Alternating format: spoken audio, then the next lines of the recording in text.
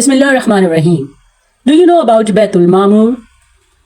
Baitul Mamur, also known as the frequented house, is a prototype of Kaaba, the house of Allah, and it is located outside of the human realm. It is located directly above the Kaaba in the highest heavens, that is the seventh heaven, and just above it is Allah Ta'ala's throne. This sacred and holy house is also mentioned in Surah Tur of the Holy Quran, where Allah says, "And by the Baitul Mamur, the house over the heavens, parable to the Kaaba at Makkah, continuously visited by the angels." Holy Quran, chapter 52, verse number 4.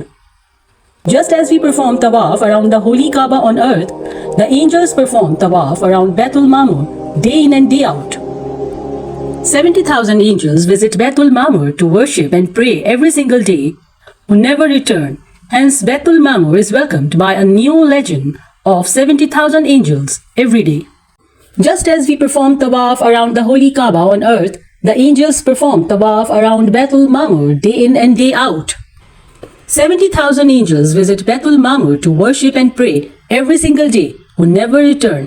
Hence, Baitul Mamur is welcomed by a new legion of 70,000 angels every day, which puts into perspective the massive number of angelic population that exists as compared to mortal humans residing on earth. In a hadith about Isra and Miraj, the night journey and the ascension to heaven, the Messenger of Allah, peace be upon him, said, "Then I was shown Al-Baitul Mamur, that is Allah's house. I asked Gabriel about it, and he said, 'This is Al-Baitul Mamur, where 70,000 angels perform prayers daily, and when they leave, they never return to it. But always a fresh batch comes into it daily.'" Sahih Bukhari and Sahih Muslim. The angels come to offer their salah, and once they are done, they leave to never return. They are then followed by another group of 70,000 angels who pray and leave. This cycle will continue until the day of resurrection.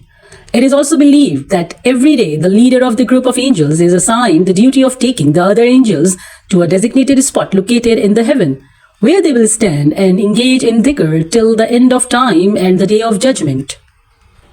This serves as a reminder for all of us that Allah does not need our worship. In fact, it is exact opposite. We need to worship Allah and engage in ibadah so we may save ourselves from the scorching fire of hell. We are the ones who need to kneel down and bow our heads to the Almighty so He may guide us, protect us, and forgive us, so we may have a chance at entering Jannah. The number of angels is vast, and their sole purpose is to worship Allah all day, every day. So Allah does not need our prayers. He has endless legions of angels worshipping Him. We are the ones who need Allah and His mercy, because without Allah, we cannot attain any semblance of peace, happiness, or success in this world or the hereafter.